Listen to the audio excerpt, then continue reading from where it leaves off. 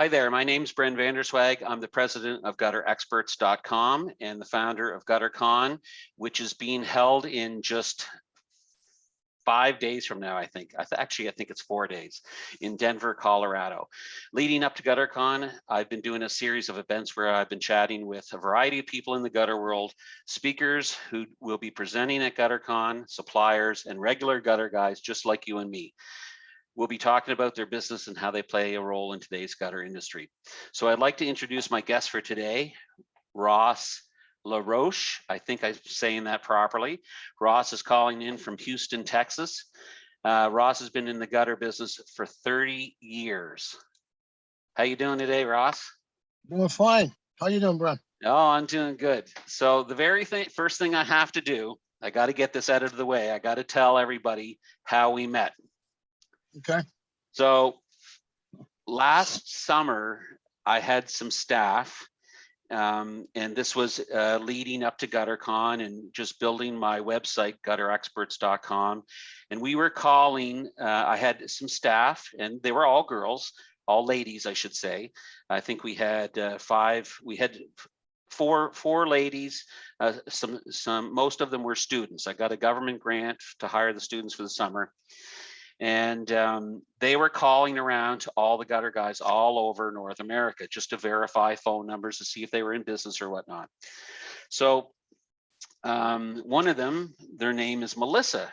And I think Melissa must have called you and texted or something, but somehow you and Melissa got kind of chatting on not talking about gutter experts, but just kind of talking about life in general.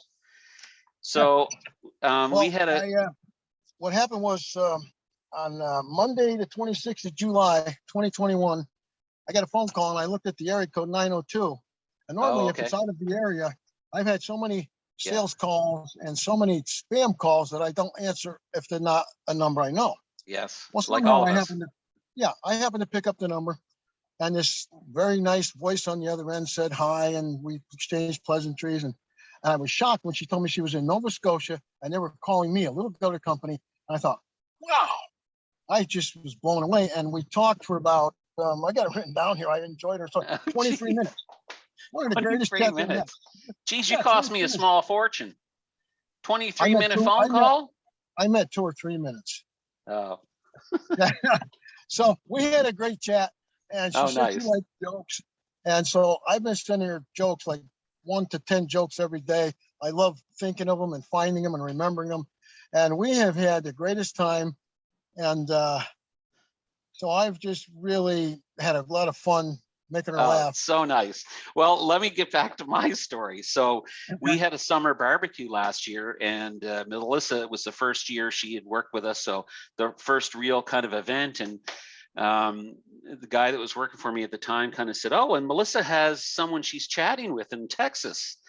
And so we all kind of had a little laugh about that. And, you know, that was kind of it. And, you know, it's always kind of, it's something I bring up once in a while. And I bring it up because I met my wife, if you can believe this, online. And I met her, she's from Brazil.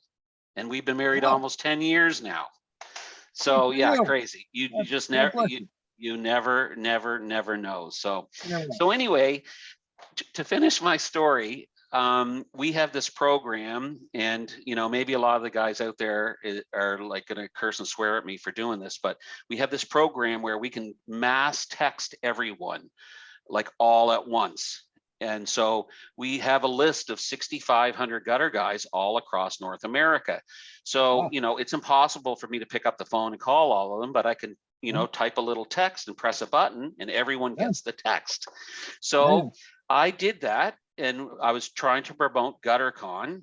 This was just the beginning of April, I think, or maybe it was back in March when you and I chatted. But anyway, I texted you and you texted me back, and we're texting and we're talking, and you're being kind of joking, and you were asking me about the videos, and you said, well, first you said, are you going to Gutter-Con? And I thought, well, that's kind of odd. Yeah, you're speaking to the guy that started Gutter-Con.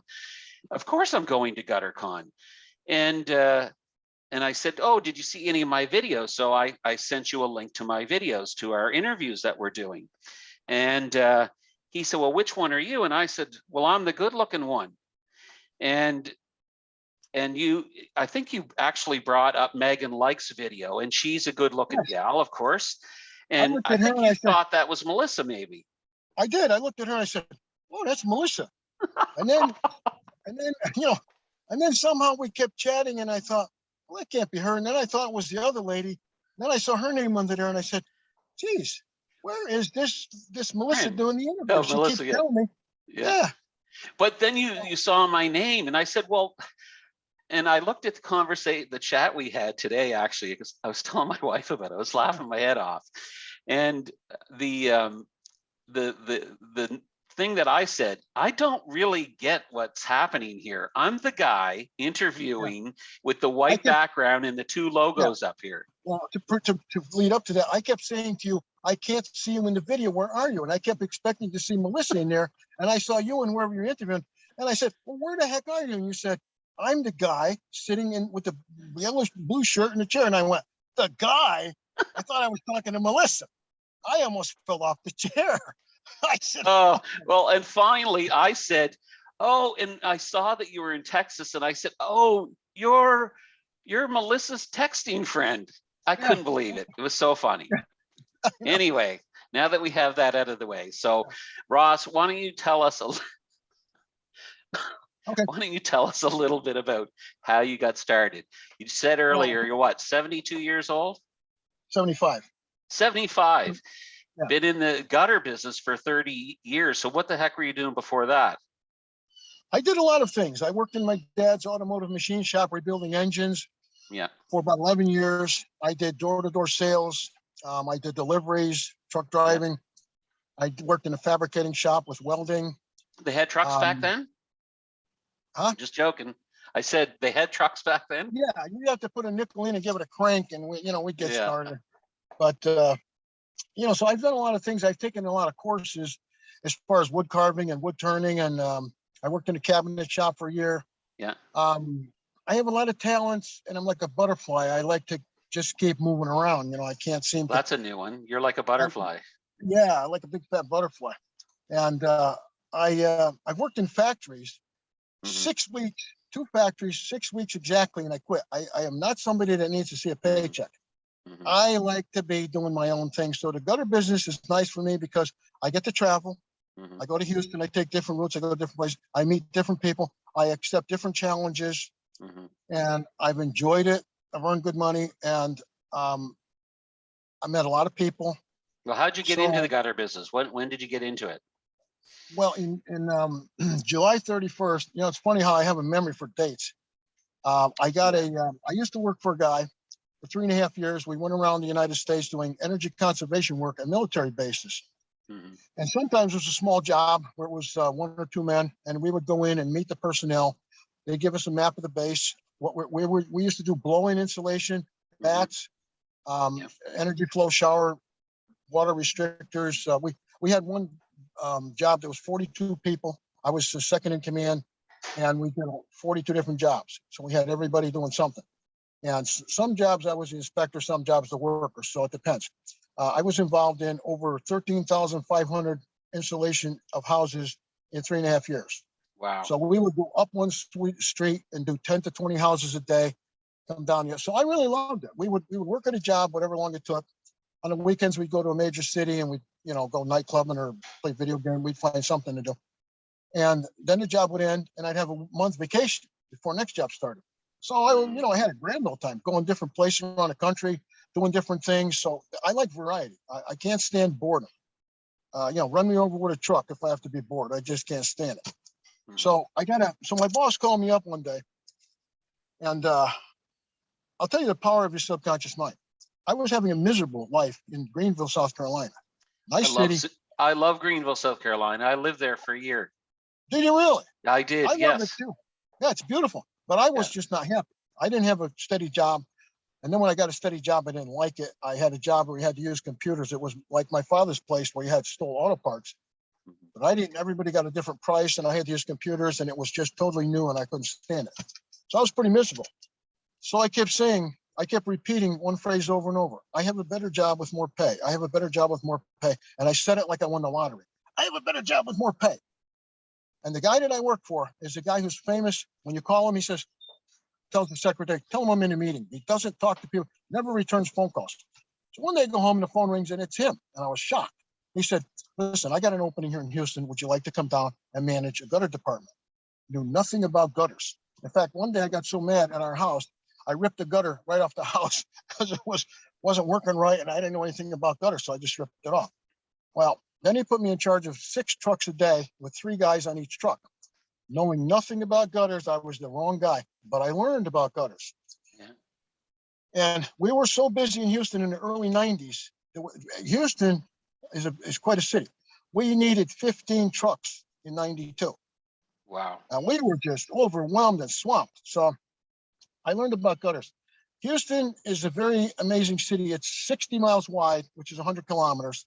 I have to speak French and English because you guys are up in Canada there. So it's a pretty big city. We have 2,300,000 people in Houston.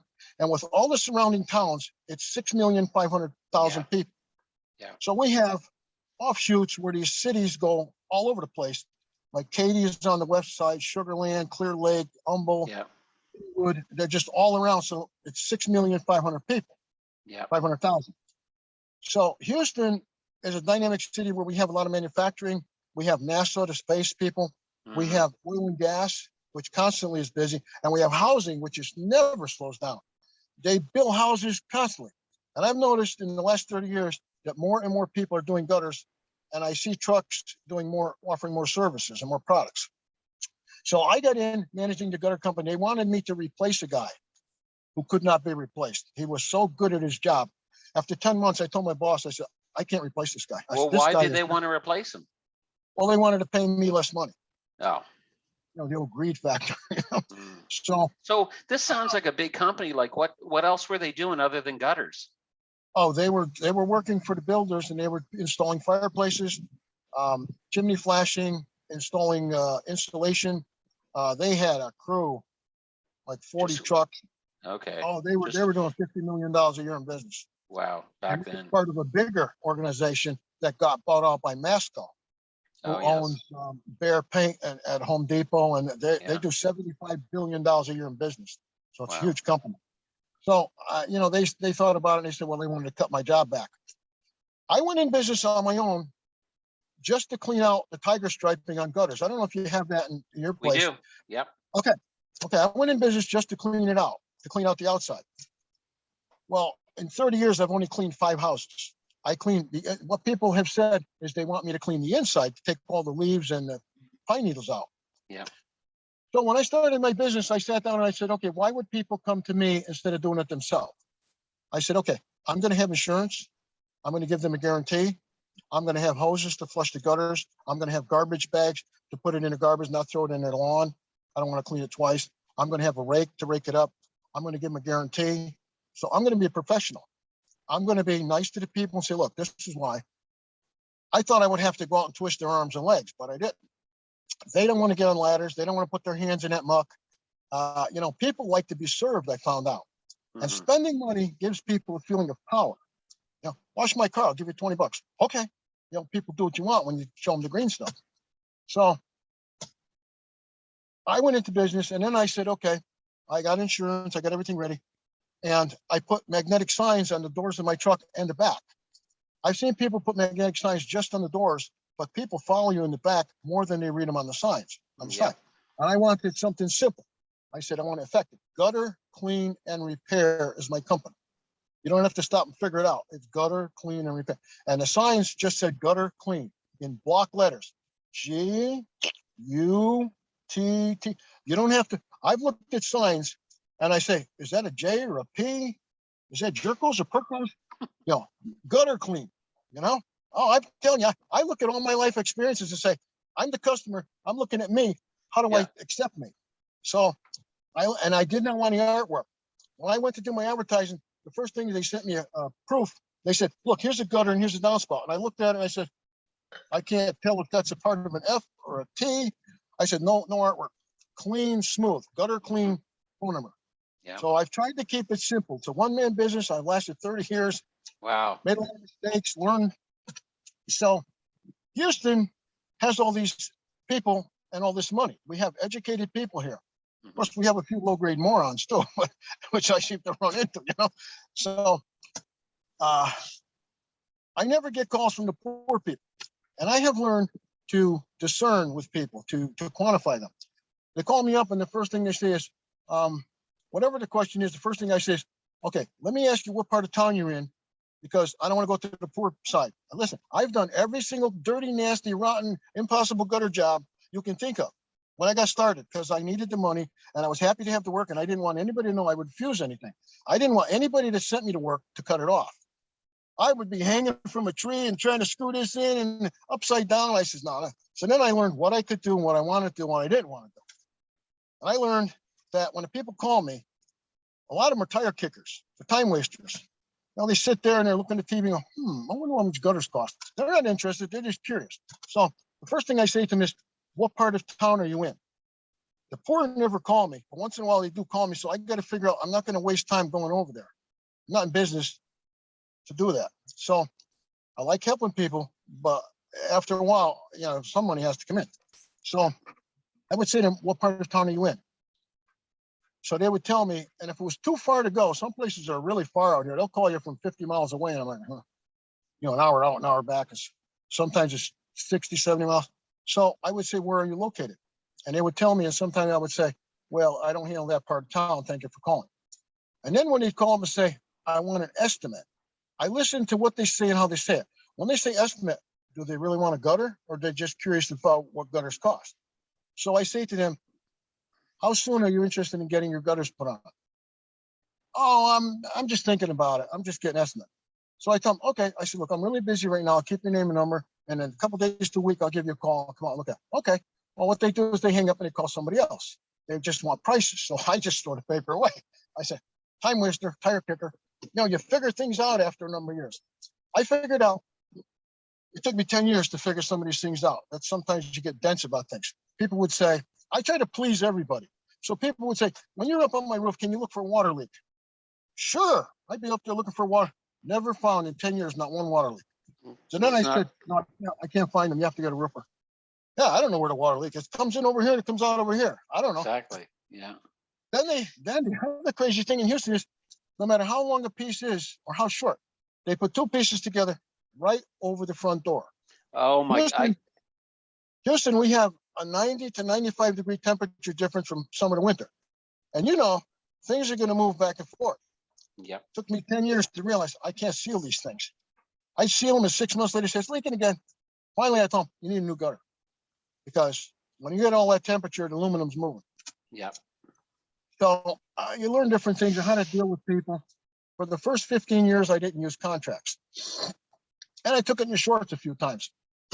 Oh, we don't need the gutters now. I forgot we're building a garage. And, I get all this stuff where they'd find somebody cheaper. So I talked to my nephew who's in business. I talked to a bunch of people, and I went online. I made my own contract. It's a pretty good contract. I had a lawyer try to stick me one time, and he couldn't get out of his contract. So it's heavy duty, waterproof, and bulletproof. So I've learned a few things. I'll just show you a few things on my contract. It says that I work directly for the owner, no one else. The person signing this contract is the only person I will be dealing with, no one else. I don't work for contractors because all they want to do is cheap, fast, and I'm not going to pay you.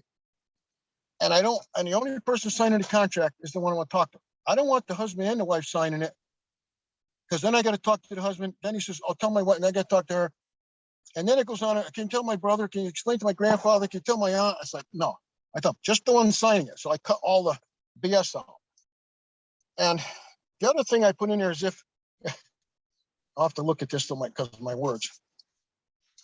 It says, I reserve the right to withdraw this contract and reserve the right to stop working on any job at any time without recourse to the owner, should I feel that the owner is acting in an abusive manner. So they can't cuss me out up one side and down the other. And the last thing I have 15 things in the contract. So it says, by signing this contract, I got this out of a real estate contract I looked at online. It says they used to sell $1 million buildings to people, and they go to court and say, Your Honor, I didn't know what I was signing. And the judge would say, oh, the poor man, he didn't know what he was signing, so they let him out of contract. Well, this is, by signing this contract, I acknowledge that I have received a copy of this contract, that all of the previous items have been explained in detail, including the diagram of how and where the gutters and downspouts will be installed and located.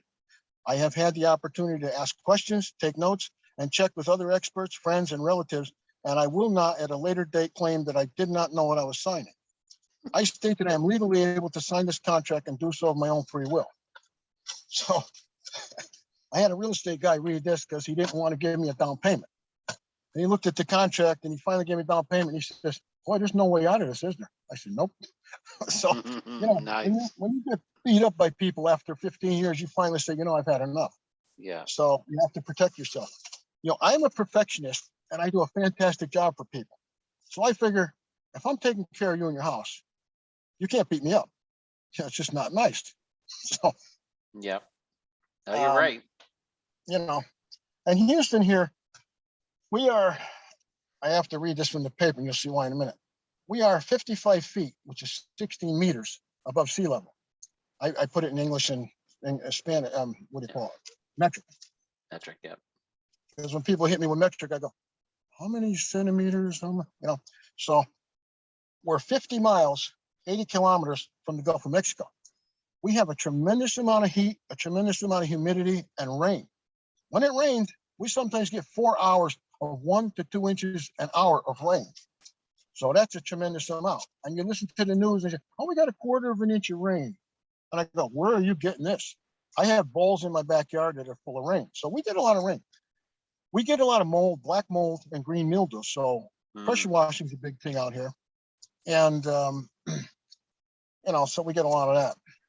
And we have a lot of mosquitoes, which everybody hates. Okay, what else can I say? Oh, another thing is we are close to Mexico. So we have an influx of illegal aliens. The problem is they drive cars with no license. They have no verification, no green card, no insurance. So when they plow into you, you're really going to get graced. I had a lady plow into me head on with a Hummer in 2005, and I lost my business, my house, my van, my savings, my credit, everything. Foreclosed on my house. I couldn't pay. I couldn't walk for 2 months, rehab for 3 months, couldn't work for a year. So I lost everything. So she went back to Mexico. So there's no way to get anything out of her. My helper got T-boned by a Mexican, and he pushed my helper right in the ditch, ruined his car. He got out of the truck he was in and ran. They take off because ICE, Immigration's Custom and Immigration will come after them and arrest them and deport them. So they just take off. So we have a problem with all these illegals. And the problem is they're uneducated and they don't understand the gutter business and they don't care. They come out here and, when you have a 3x4 rectangular or a 2x3 rectangular elbow, what they do is instead of taking a 5-blade stovepipe crimper and crimping it so it's nice and uniform, you can put it together, they just take the elbow. It looks like this. They crush it in the back. Crush it. Yeah. Oh, I hate that. I hate it. Oh, I do too. And I have had to take so many apart because pine cones, tennis balls, golf, everything gets stuck in there. So I usually go there. I'm like a one-shop deal. I clean up the gutters, I flush them, I make sure the downspouts are clean, the elbows are clean. And if they have rotted wood, I change the fascia out. Before I knew how to change fascia, I gave the fascia work to somebody else. First time I did that, I just heard. yeah, I have a neighbor that shoots a machine gun and pistols, and yeah, we live in the country. He's America. We love guns. America. You have to drive careful. You have to be careful of road rage out here. 3 out of 5 people carry firearms in their vehicles. Look, I respect that, but you're not going to do that here in Nova Scotia, Canada. No, well, they do it here in Houston every week. So we've had 4 weeks ago, 5 weeks ago, we had a deputy sheriff shot to death. A week after that, another one. A week after that, a guy plowed into the vehicle and set it on fire and killed her. We have people every day shooting people, 2 to 3 murders a day. So Houston has, you read a lot of comments and people say, I've lived here for years and this is the worst it's ever been. So you have to be careful when you drive. So the Mexicans just don't care. They work cheap, they work fast. What happens is they come to the United States. There's a lot of Mexican people here. Every Mexican meets another one. They're all primos. their cousins. So you go, hey, Primo. You hear Primo all over the place. So what happens is one rents an apartment and 20 move in with them, and they line up the sleeping bags against the wall. And every day they go out on the corner and they wave to every truck they see trying to get a job. When they get a day job and they get paid at the end of the day, they go back home. They've got money for everybody to buy food and eat. Or if they get a long-term job, they save up some money and they send money back to Mexico because they're broke in Mexico. Their families are poor. So when you get a Mexican that's going to work for you long-term, they'll listen to you and they'll do good work. Most of the time, they're uneducated, apathetic, and just do whatever they want, and it falls apart and they don't care. I have seen some of the worst gutter work. And what really gets me is when I spend an hour with a customer and I explain to them that I'm putting up one-piece gutter, no matter how long or short, no joints to leak, aluminum so it doesn't rust, under the drip edge so no water goes behind it, sloped properly so the water comes out, 6-inch gutter. I don't use 5. I love 6-inch. I put heavy-duty hidden hangers or screws every 24 inches, which is 60 centimeters. The gutter doesn't move. You put the ladder on, it doesn't bend in.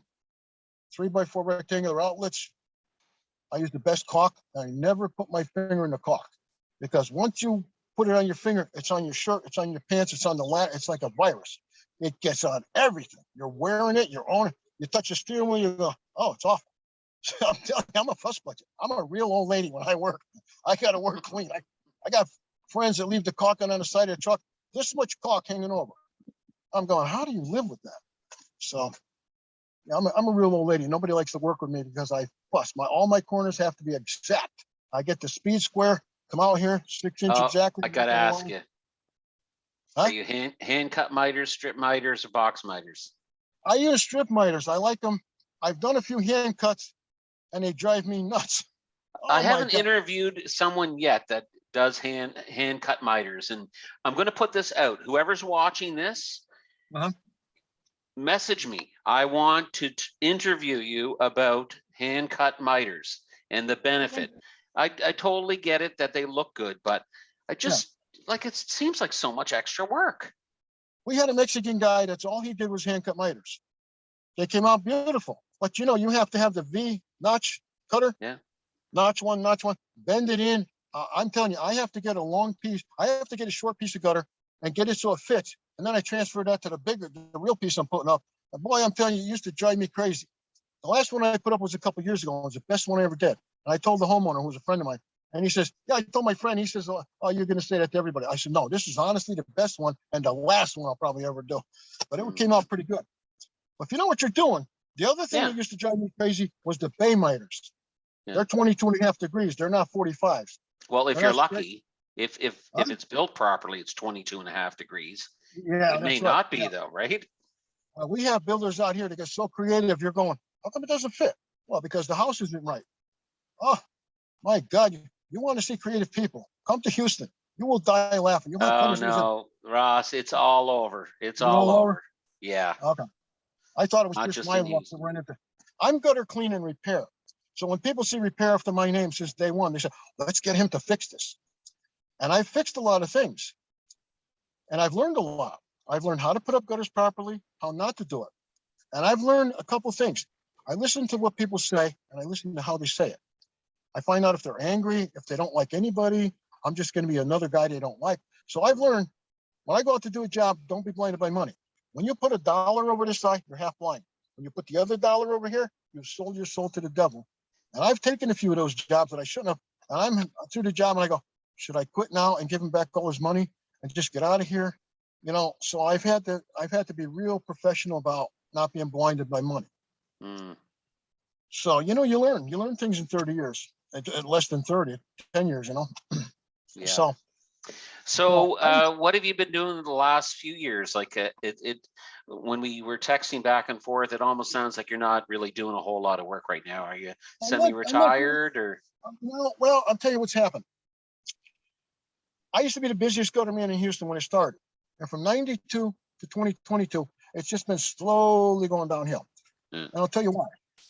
There have been a lot of people from other industries like painting. When painting slows down or the economy slows down, they shift over to gutters. I'm sure that happens in roofing and everything else. They're not making money here, so they go into some other thing. So we have a lot of people coming into gutters.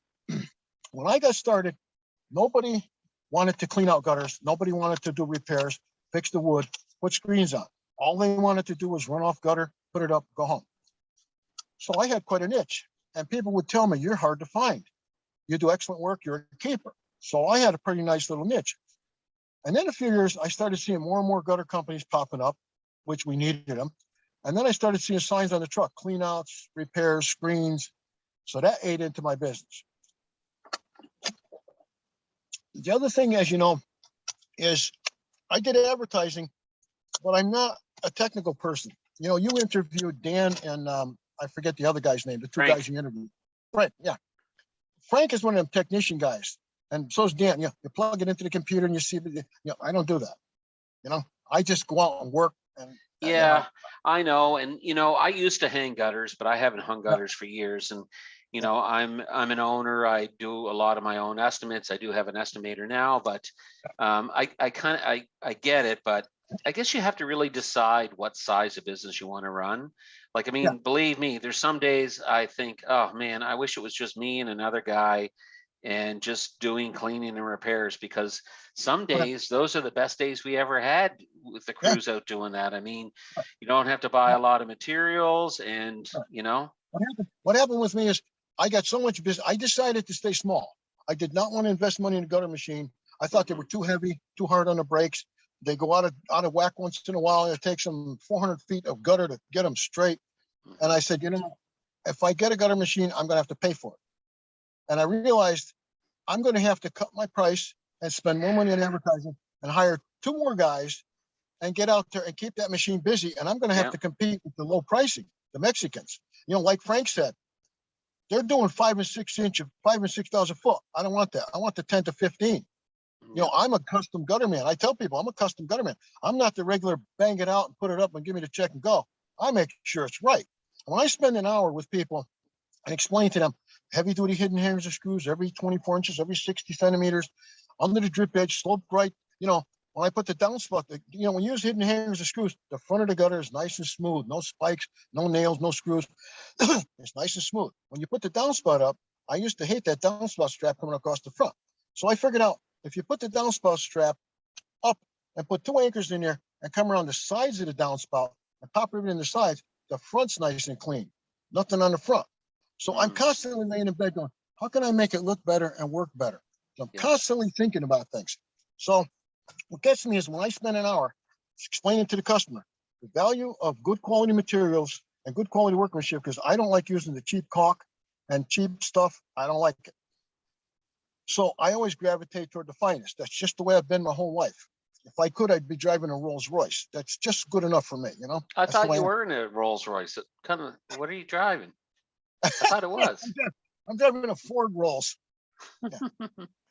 I hope every day it keeps rolling. So I go in there and spend an hour with the people, show them the materials, show them how good it is. And they say, okay. And then they call other people. And people come by and they explain what I'm doing. I got it written down on paper. And they go, I did the same thing for half price. That just frosts me. They don't do the same thing because a year later they call me back to clean it out and it's garbage.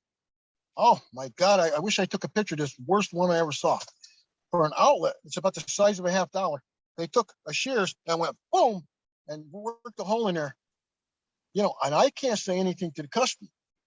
First of all, they're not going to get on the ladder to prove I'm right. They always say, I'm not getting on the ladder. And second, if I complain, I say, look, I told you last year you needed gutter. You got lousy gutter. They're going to say, you got sour grapes. You didn't get the job. So I don't say anything. I can't say, look, I just say, thank you. See you next year. What can you do? They're going to say, that guy's no good. So what happens is every year I read one time where you lose 20% of your business every year through normal attrition. Your customers die, they move away, they find somebody else, they forget about you, which I've had all of that happen. So you have to keep at least 20% ahead every year to get new business. Yeah. Well, I tried to grow because I had so much work. The big companies didn't want to do what I do. They didn't want to repair. They didn't want to do all this stuff. Yeah. So they send it to me and I got buried. And they said, if we give you too much work, tell us. I said, oh, no, I don't want them cutting it off. Because if they slow it down, they'll be like, oh, they'll look for somebody else. So I worked 7 days a week for the first 3.5 years. I said, just keep it coming. So I learned a lot and I did a lot. And I said, man, it's time to grow. I'll get another van, put a kid in it, send him to the job. I'll measure the job. I'll get paid. All he's got to do is go out there, do a good job, do the next job. First of all, I learned you have to hire people over 30 with kids. They have to be mature. Over 30 is when they mature, and they have to have kids to depend on them. Because you get the young guys. I had a young kid hang out the window of the truck, right from his waist, yelling at a woman on the street. Hey, baby, yo, mama. I said, my name's on the truck. You know, somebody's going to shoot me. You know, out here in Houston, you're crazy. So I said to him, you never saw a woman before? He goes, no, I saw one. You want somebody to do that to your mother? No. So at the end of the day, the kid never touched the tool. I said, I'm going to pay him. I don't want any trouble with the labor board. I wrote the check. He says, what time do you want me to come in on Monday? Or I could come in tomorrow, Saturday. I said, let me write the check. I wrote the check. I handed it to him. I says, I need somebody more mature. He goes, yeah, I know what you mean. Let him go home and tell mommy and daddy why he doesn't have a job. You know? So I had 5 or 6 guys, maybe 7. And I finally said, if I can't do the job by myself and do it right, I'm not going to take the job. Now you have to check them for drugs, background. They still got to be over 30 and married. It's like, it's a real hassle. I'm the only one I can rely on. You know, they don't come to work because the sheriff's looking for them because they're getting a divorce in Minnesota. I mean, I've heard everything there is. So I had one kid, 5 o'clock. I don't wear a time clock. I don't know wristwatch. So I'm cleaning up. It's 5 o'clock. I'm cleaning up. I said, I wonder where the kid is. Maybe he went to the bathroom somewhere. So I pick up the tools. I go to the truck. He's sitting in the front of the truck like this. I said, what are you doing? He says, 5 o'clock. Well, smoke started coming out my ears. I said, you see a time clock in this truck? He says, no. I said, get the help me clean up. Huh? You can't explain enough to these dummies. I said, oh, I can't have these kids anymore. You know, it's just insanity. Do you have any kids yourself? No, I would have been a great dad though, because I've never grown up. I'm still a kid, you know, but I understand things from the kid's point of view. Oh my! I have a girlfriend, and you know, we've been dating a long term, and she had small kids, and it never came about. But she said to me, she got 2 kids. She says, if I marry you, I'm going to have 3 kids. I said, you got that right. Oh, well, nice. So you said you lived out in the woods. I mean, looking at this, it really looks like you're out really literally in the woods. Let me take the camera and show you where I live. Yeah, do that. Let's see. Don't get shot. No, nobody's shooting. Beautiful trees are all green there now. Yep. There's my dog. Oh yeah, taking it easy. There's my little storage cabin. Yeah. There's my other dog. Okay. You really are out in the woods, aren't you? Oh yeah. Yeah. Yep. And how long have you lived there where you are now? Since 2008, April 21st, 2008. Okay. Is that when you lost your house that you were talking about when you had your accident? No. This one I lost in 2012. I lost 3 houses. Wow. I'm not meant to live indoors. No. First one I gave to my ex-wife when I got divorced. She got custody of the house, the car, and the money. Yeah. And I got to hide. Goodbye. Life is sometimes cool. So anyway, the one with the accident I lost because I couldn't pay for it when I was out of work, so they foreclosed on that. And then this one I bought next door to where I'm living now, and lost that because my business. When I moved up here, my business just really took a dive. So, you know, after the accident, I had a lot of financial problems. I wanted to pay everybody. You know, I've had a lot of people tell me, well, just tell people you're not going to pay them. I just don't think that's a Christian thing to do. When somebody trusts you and they help you, you have to pay them. So I'm from old school. You know, I just feel like you helped me, I will pay you back. So that's what I work on. So here I am. Yeah. Well, I think that's a good attitude for sure. I mean, everyone runs into tough times sometimes. I mean, I know I've had some awful tough times, and I've really appreciated the people that have work with me to, get things straightened out for sure. Well, I used to think that if you were rich, you didn't have any problems. Then I realized it doesn't matter who you are, it doesn't matter money. Everyone gets scathed. Everyone has a bad day. You lose people you love. You get in accidents, you get injured, nobody gets out of life without being beat up. Yeah. It's just too bad. And that's why, even though I have financial problems, when I see people begging on the street, I kind of look at them and say, if they're too clean and I see a new car buy, I've been scammed a number of times. And the same people work the same corners over and over. Just amazing. But I see people and I give them money and they're still appreciative, or I buy them food.